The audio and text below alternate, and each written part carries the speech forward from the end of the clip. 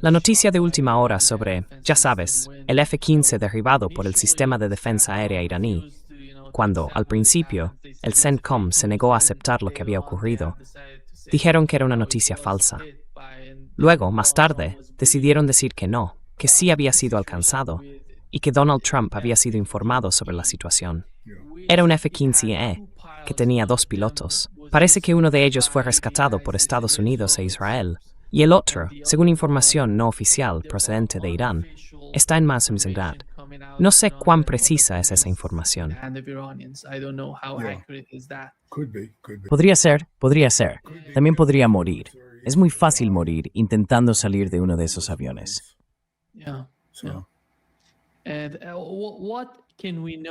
¿Y qué podemos saber hasta ahora sobre el sistema de defensa aérea iraní?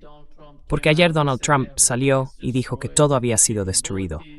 Las capacidades, los drones, los sistemas de defensa aérea, los misiles, todo destruido.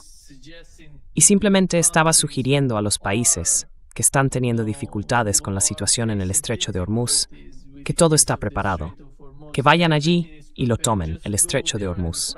¿Cuál es tu comprensión del campo de batalla hoy?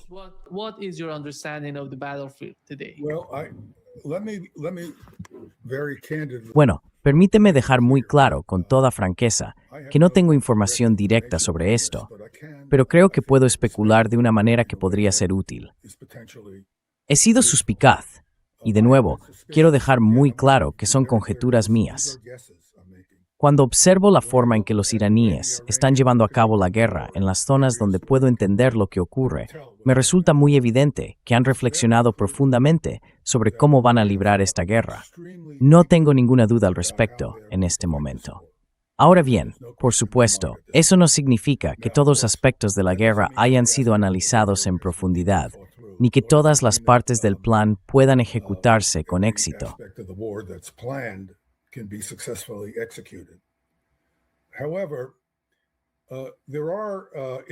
Sin embargo, hay imágenes que se pueden encontrar. De hecho, las estuve viendo el otro día. Lamentablemente no las incluí en mi informe de hoy, pero hay imágenes que muestran túneles subterráneos llenos de interceptores de defensa aérea, completamente abarrotados. Ver eso me llevó a suponer, y quiero subrayar que es una suposición, que el plan de defensa aérea iraní consistía en aceptar que iban a sufrir daños muy graves al principio en sus defensas aéreas. Porque una vez que colocas uno de esos sistemas ahí fuera, ya sabes, es casi como la guerra de trincheras. Ponerse de pie con un chaleco naranja brillante y gritar, ven a por mí.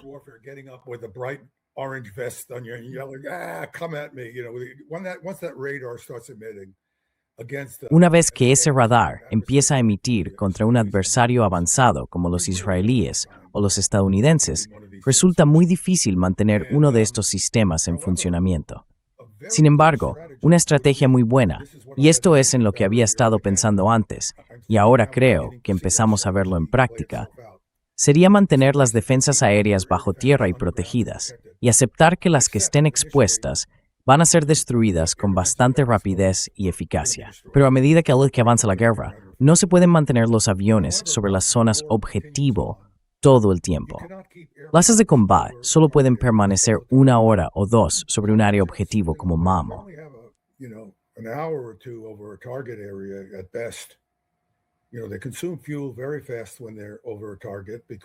Consumen combustible muy rápido cuando están sobre un objetivo, porque no puedes simplemente moverte con calma.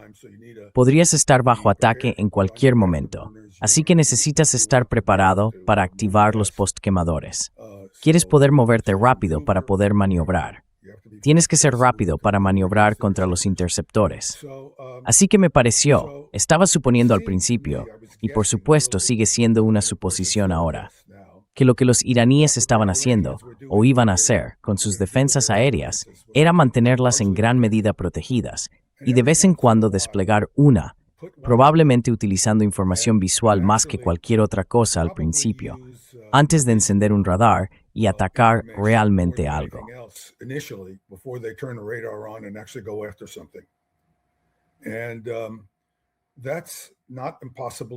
Y eso no es imposible de hacer. Los aviones, al igual que los drones, hacen mucho ruido, Deberías poder oír los aviones a decenas de kilómetros de distancia si tienes buenos sensores acústicos. De hecho, te voy a mostrar algunos sensores acústicos de la Primera Guerra Mundial. Son un poco una broma, pero son reales. Y se usaron de forma eficaz.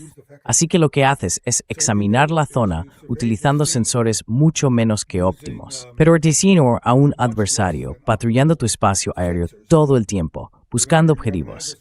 Y entonces lo que ocurre es que obtienes de oportunidad. And so what happens is you get targets of opportunity. And when you get the targets of opportunity, you have Y cuando tienes objetivos de oportunidad, dispones de un sistema de radar conectado al sistema acústico, o quizá a un sistema infrarrojo. El infrarrojo es difícil de usar durante el día, pero por la noche podrías emplearlo para buscar objetivos aéreos. Sin embargo, mi suposición es que se trata de sistemas acústicos, porque no son ni de lejos la broma que la gente cree. Puedes obtener un alcance de 10 o 15 kilómetros con un sistema acústico contra un reactor. Eso es todo lo que necesitas, porque van a sobrevolar tu zona. Si estás en Teherán, puedes tener estos dispositivos por todas partes. Así que una vez que tienes varios de ellos funcionando y tus defensas aéreas están en gran parte en silencio, los utilizas cuando se presentan las oportunidades. use them as opportunities present themselves. And that's probably how we lost this F-15. Y probablemente así fue como perdimos ese F-15, nosotros, los estadounidenses. Era un F-15 estadounidense, creo. Sí, lo era. Y así fue como perdimos un F-35, ya sabes, porque son furtivos, pero hacen ruido. Y cuando estás cerca, el radar tiene suficiente potencia para seguirte. Es difícil encontrarte entre el desorden, especialmente cuando tienes una sección transversal de radar baja. Vuelas bajo. Normalmente cuentas con apoyo de interferencia cuando te aproximas. El interferidor, por supuesto, como tienes una sección transversal de radar pequeña, no tiene que gritar tan fuerte. Es como ya sabes, si te acercas sigilosamente a alguien y hay mucho ruido de fondo, es más fácil acercarte sin que te vean.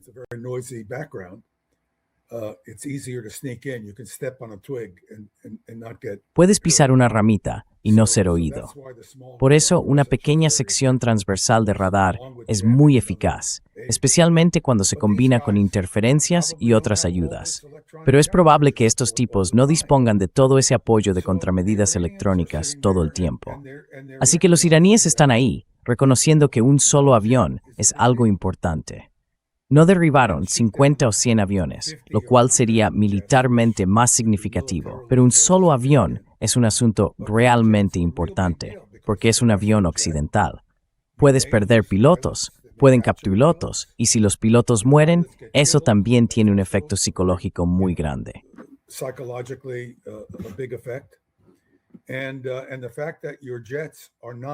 Y el hecho de que tus casas no sean invulnerables hace que los pilotos sean muy cautelosos. Por ejemplo, vimos esto en la Guerra del Golfo de 1991. Estamos hablando de hace unos 30 o 35 años, cuando nosotros, los estadounidenses, teníamos aviones sobrevolando Irak todo el tiempo, buscando vehículos lanzadores de misiles Scud. En aquel entonces se lanzaban Scud, misiles de corto alcance, de unos 600 kilómetros, y resultó que lo primero que hacen los pilotos cuando ven un lanzamiento de Scud es empezar a maniobrar para evadir, porque no saben si se trata de un misil tierra-aire. Así que lo primero que hacen es, ya sabes, y no se les puede culpar, esto es por lo que no quieres morir.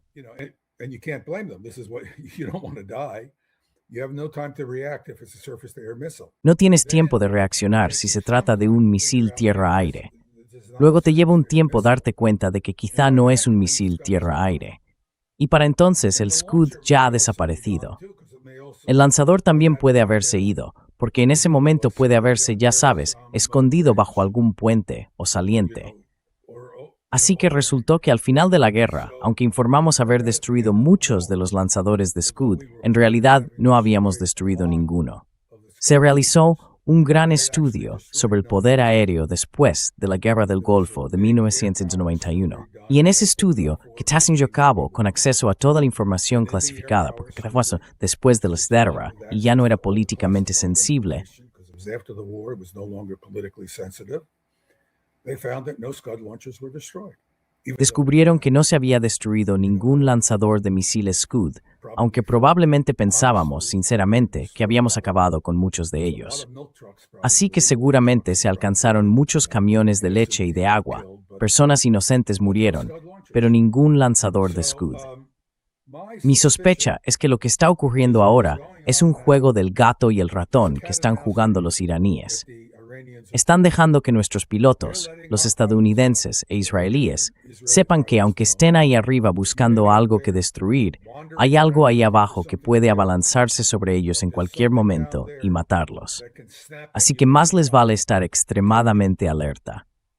Y lo que eso provoca es que estén extremadamente cautelosos, lo que reduce su eficacia porque su atención está dividida.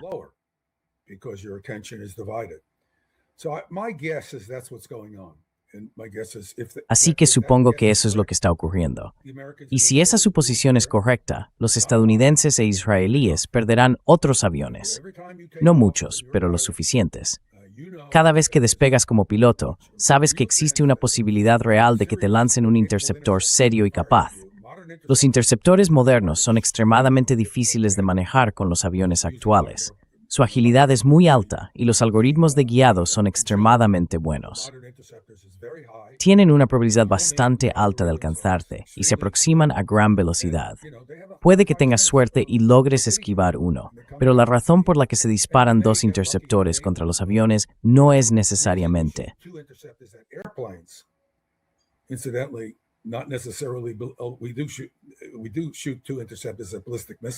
Disparamos dos interceptores contra misiles balísticos, pero en realidad hay una razón diferente para ello. La razón por la que disparas dos interceptores contra un avión es porque el avión, el piloto, intentará realizar una maniobra evasiva si ve venir el interceptor. Cuando realiza esa maniobra evasiva, pierde velocidad. El avión va mucho más despacio, porque esa maniobra repentina genera mucha resistencia. Ahora vas más lento, y se necesita tiempo para recuperar esa velocidad. El segundo interceptor está 2 o 3 segundos detrás del primero, y va muy rápido, mientras tú tienes una capacidad de maniobra mucho más limitada. Por eso se disparan dos interceptores contra los aviones.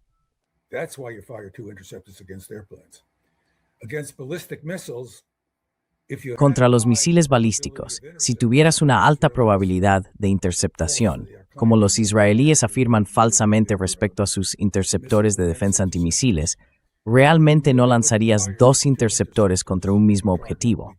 Porque si tengo una probabilidad de 0,9 de alcanzar un misil, que es más o menos lo que ellos afirman, entonces si disparo dos misiles, tengo una probabilidad de 0,99 de alcanzar el objetivo. Esto se debe a que, con una probabilidad de 0,9, una de cada 10 veces el misil sería fallado. Así que cuando disparo contra ese 1 de cada 10 que logra pasar, destruyo 9 de cada 10 de esos también. En conjunto, eso me da aproximadamente un 99% de probabilidad de destruir el misil entrante.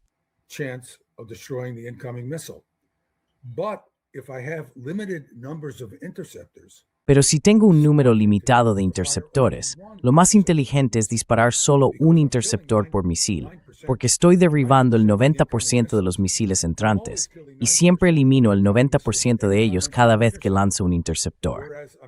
En cambio, si derribo el 99% pero uso dos interceptores, estoy agotando mis capacidades mucho más rápido. Esa es otra razón por la que, cuando ves todos esos interceptores en el aire sobre Israel, piensas, ¿por qué alguien que sabe lo que hace estaría disparando todos esos interceptores? También vemos que no están alcanzando los objetivos, porque podemos reconocer cómo se ve una intercepción. Todos los datos, si sabes lo que estás observando, apuntan a un rendimiento muy bajo contra misiles balísticos.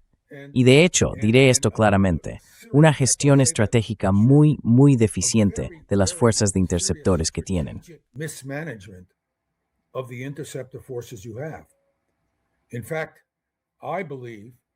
De hecho, creo, y lo mostraré en una de mis diapositivas, y hablaremos más sobre ello, que Israel ha cometido un error estratégico en su uso del sistema interceptor cúpula de hierro, porque la cúpula de hierro, en realidad, no tiene capacidad alguna contra misiles balísticos.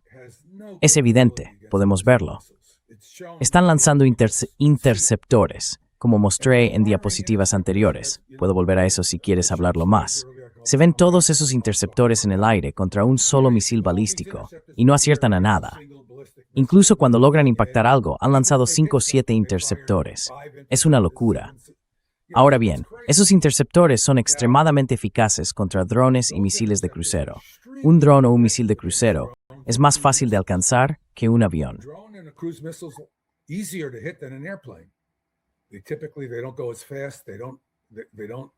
Normalmente no van tan rápido.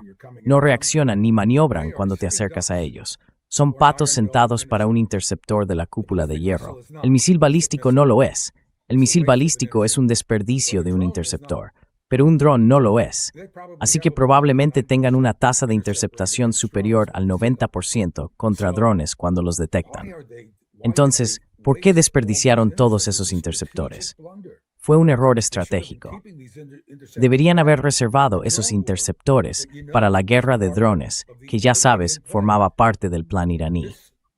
Para ser sincero, me sorprende un poco, porque a lo largo de las décadas he conocido a muchos israelíes. No a todos, solo algunos son amigos, porque con muchos de esos tipos no quiero tener nada que ver. Pero he conocido a muchos.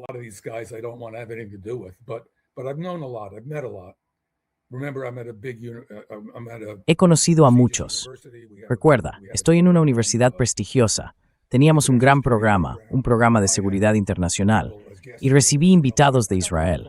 Así que llegué a conocer a bastantes de estos personajes, y son estupendos. Aunque no todos son personas con las que realmente me gustaría relacionarme, todos son extremadamente inteligentes. Y eso no es porque los judíos sean inteligentes, como algunos dirían, sino porque Israel está siempre en guerra, incluso cuando no inicia guerras. Así que, cuando eres joven, y los jóvenes tienden a ser más idealistas y ambiciosos, quieren tener cosas que consideran más útil y prioridad.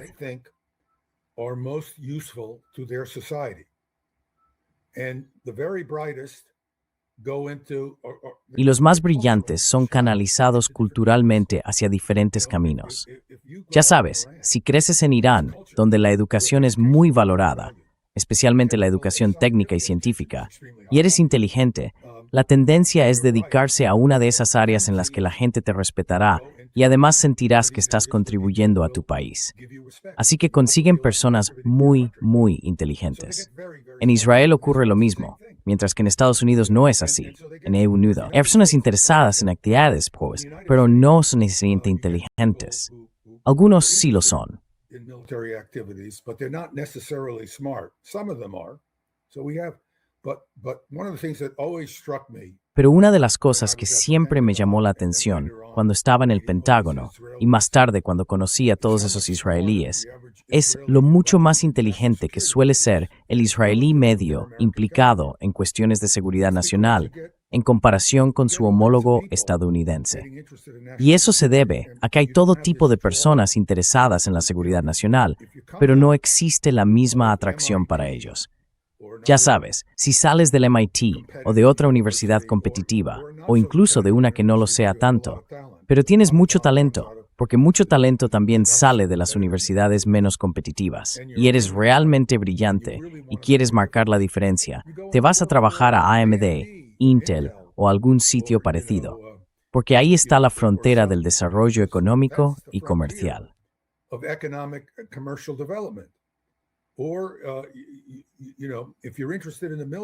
O bueno, ya sabes, si te interesa el ejército, puede que te alistes porque tienes experiencia militar.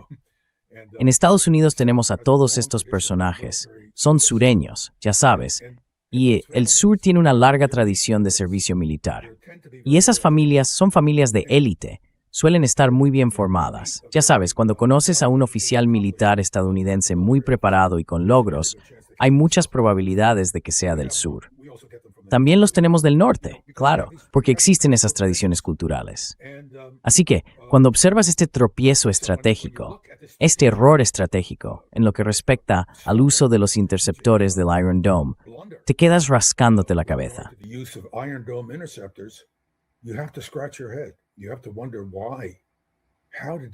Hay que preguntarse por qué. ¿Cómo lo hicieron los israelíes? Bueno, mi suposición es que se convencieron a sí mismos. se convirtieron en víctimas de su propia propaganda. Mintieron tanto sobre el rendimiento de este sistema que, ya fuera por razones políticas o de percepción, sintieron que tenían que seguir lanzando interceptores contra misiles balísticos, sin lograr nada, pero intentando hacer creer a la población que funcionaba. Pero fue una decisión muy mala, porque ahora se están quedando sin interceptores, además de todos los demás problemas que tienen. Así que creo que este incidente del F-15 es solo la punta de un gran iceberg. La historia se desarrollará en torno a esto, pero esa es mi suposición sobre lo que está ocurriendo.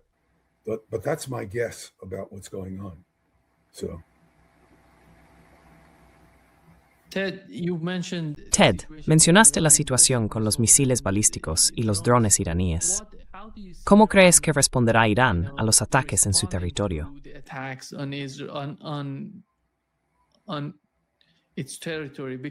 En su territorio, porque hasta ahora lo que hemos visto es que estaban principalmente centrados en los radares. Y, ya sabes, sí, pero cuando terminen con los radares, seguirán con sus asuntos sin ninguna interrupción. Van a hacer lo que los estadounidenses pensaban que iban a hacer. Los estadounidenses pensaban que destruirían todos los radares iraníes y luego volarían por ahí, ya sabes, mascando chicle, comiendo galletas y atacando objetivos iraníes. Eso es lo que querían hacer. Y eso es lo que parece que los iraníes les han impedido hacer.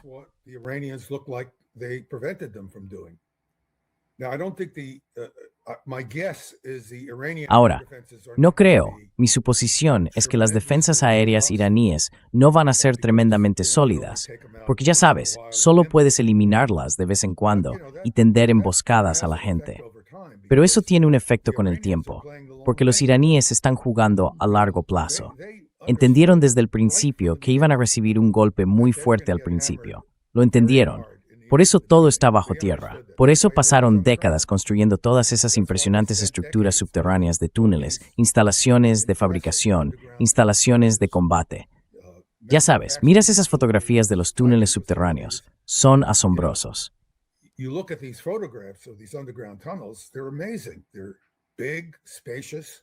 Son grandes y espaciosos, lo cual es bueno porque quieres poder hacer cosas dentro de ellos.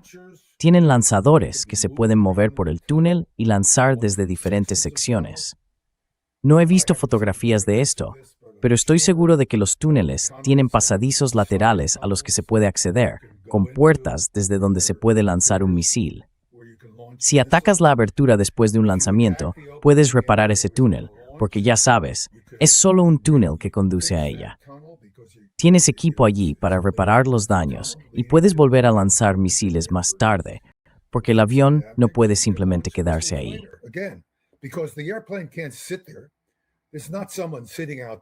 No hay alguien ahí fuera sentado con una escopeta esperando a que salga el próximo misil del silo. Ya sabes, los aviones tienen un tiempo limitado sobre los objetivos. Y no solo tienen un tiempo limitado sobre el objetivo, sino que durante ese tiempo pueden estar amenazados por un interceptor de defensa aérea.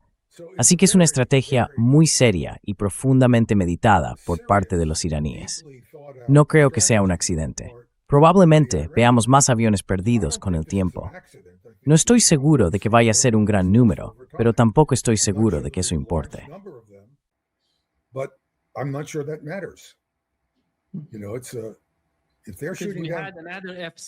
Sabes, están disparando.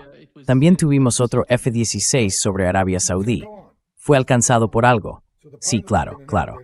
Así que esto va a continuar. Los pilotos van a saber que no tienen vía libre. Y ya sabes, los pilotos son profesionales, van a hacer lo que se les pida. Son soldados. Pero ya sabes, no te comportas igual cuando estás en una trinchera luchando contra un adversario y sabes que hay francotiradores. No asomas la cabeza tan a menudo. Eso significa que no siempre ves todo lo que ocurre a tu alrededor. Y eso es lo que van a hacer estas emboscadas intermitentes de defensa aérea durante toda la guerra, y espero que continúen.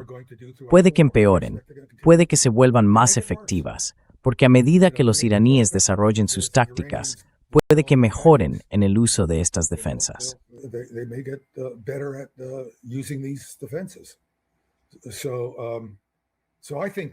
Así que creo que esa es mi suposición. Es solo una conjetura sobre lo que está ocurriendo. Tienen todos esos interceptores almacenados bajo tierra. ¿Por qué hicieron eso?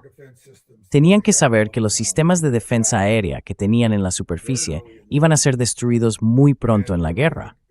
Y una vez que los destruyes, una vez que eliminas los radares, no pueden defenderse. Luego sales y te aseguras de destruir todos los interceptores que puedas encontrar porque no quieres que esos interceptores se transfieran a un emplazamiento operativo en otro lugar. Así que los iraníes entendieron esto, y me parece que lo pensaron bien. ¿Por qué no echamos un vistazo a la diapositiva 2? Why don't we take a look at slide 2? Yeah. Déjame buscarlo. You thought. I just wanted to put a few ideas. Solo quería anotar algunas ideas, ya sabes, escribirlas para centrarme mejor en esta discusión. En primer lugar, ya lo he mencionado, ha habido una gestión estratégica extraordinariamente deficiente de los recursos de defensa aérea. Los israelíes han lanzado muchos misiles Patriot, que son ineficaces contra misiles balísticos. Así que, por ejemplo, todo este discurso que ahora se oye sobre que se están quedando sin interceptores, que los misiles balísticos van a ser más eficaces. Los misiles balísticos han sido eficaces durante toda la guerra. Eso apenas ha cambiado. Puede que ahora sean ligeramente más eficaces porque antes un 5% o un 3% no lograban atravesar. Pero ya sabes, 3 de cada 100 siguen siendo muchos impactos.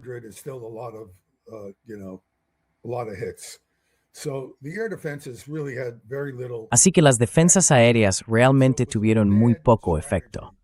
Fue una mala estrategia disparar muchos interceptores contra misiles balísticos.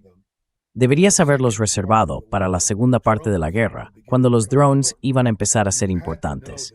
Y tenías que saber que los drones iban a volverse importantes, porque son muy precisos, como explicaré más adelante. Y debido a que son tan precisos y pueden programarse, resultan extraordinariamente eficaces para causar daños. Así que ese es un error estratégico que tanto los estadounidenses como los israelíes han cometido. También hay otros, bueno, no sé si llamarlos errores, pero otros desarrollos que son extremadamente importantes.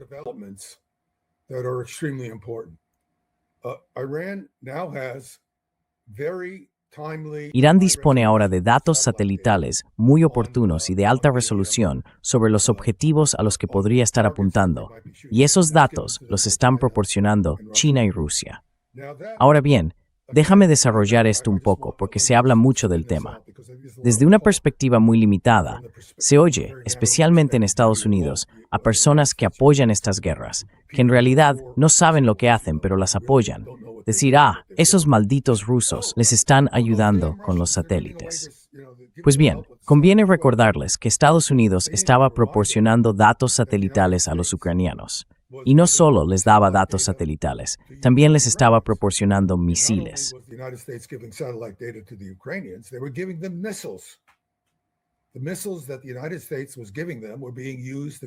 Los misiles que Estados Unidos les estaba entregando se estaban utilizando contra los rusos en territorio ruso. Vladimir Putin y otros portavoces rusos lo dejaron muy claro. Si hacéis esto, aprovecharemos la oportunidad, cuando llegue, para devolveros el golpe. Y esto debería haberse entendido perfectamente. Esto era lo que iba a suceder. Así que la posibilidad de que estas imágenes satelitales de alta resolución estuvieran disponibles de manera oportuna también es importante. Por ejemplo, con un radar Patriot podrías moverlo cada día, pero si sé que hace una hora un radar Patriot estaba operando en un lugar determinado, es muy poco probable que esté en otro sitio una hora después. Un día después, puede que sí.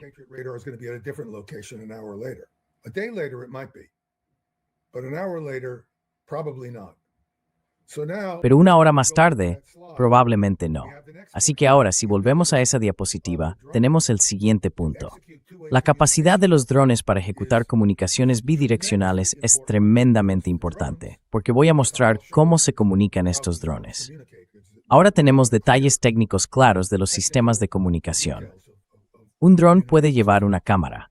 Puedes tener un dron que opere cuando le digas, ve a esta ubicación, latitud, longitud y altitud, y, donde quiera que vayas, te encontrarás con algo.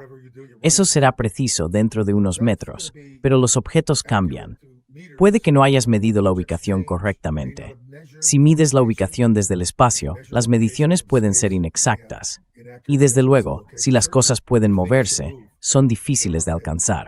Pero ahora, si el dron puede llevar una cámara de vídeo y enviar la señal de vídeo a un satélite de Starlink,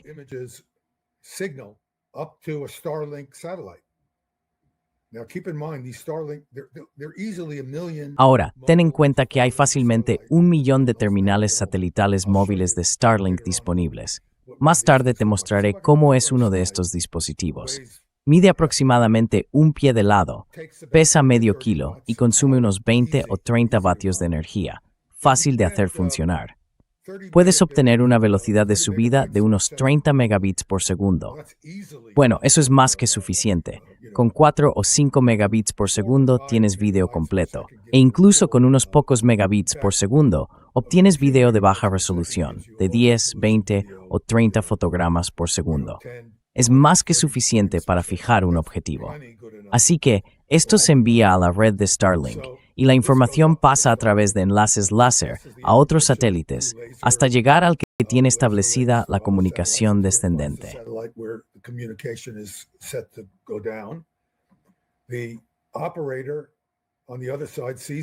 El operador al otro lado ve la imagen, envía órdenes al dron, y el dron puede hacer los ajustes finales para alcanzar el objetivo. Esto no es un avance menor, es uno importante, porque significa que la eficiencia letal del dron se dispara. Y eso es lo que estamos viendo ahora. Los rusos han implementado enlaces de comunicación de Starlink en sus drones. Estoy seguro de que los iraníes también lo están haciendo, y me sorprendería que no lo hubieran hecho ya antes de que los rusos los ayudaran, porque tienen la tecnología para hacerlo. Tú sales y compras un terminal de Starlink. Yo salgo y compro un terminal de Starlink y se lo envío a mi amigo iraní, porque van a embargarlo.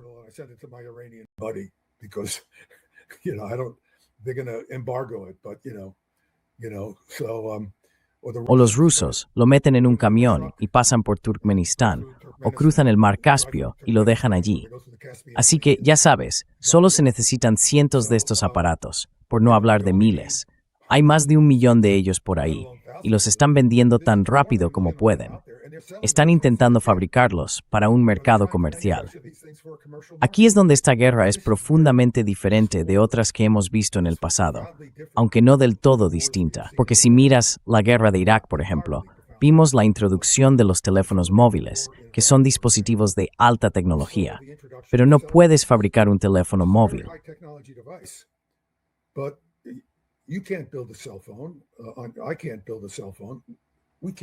No puedo fabricar un teléfono móvil. No podemos fabricar los chips para él, los dispositivos de detección, pero es un dispositivo comercial. Cualquiera puede salir y comprarlo.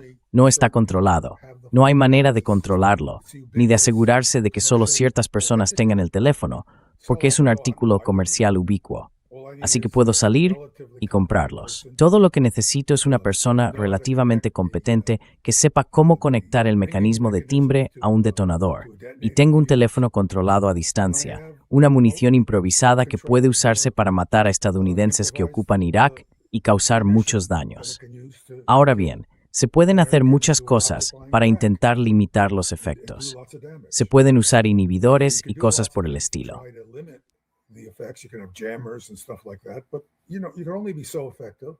Pero ya sabes, solo puedes ser eficaz hasta cierto punto.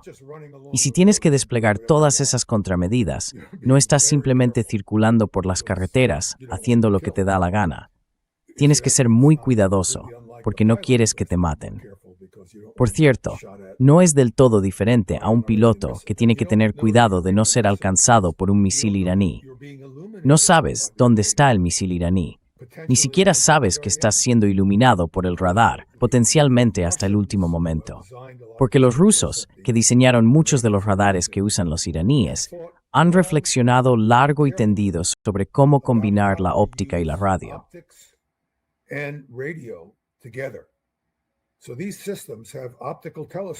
Así que estos sistemas tienen telescopios ópticos y buscan aviones.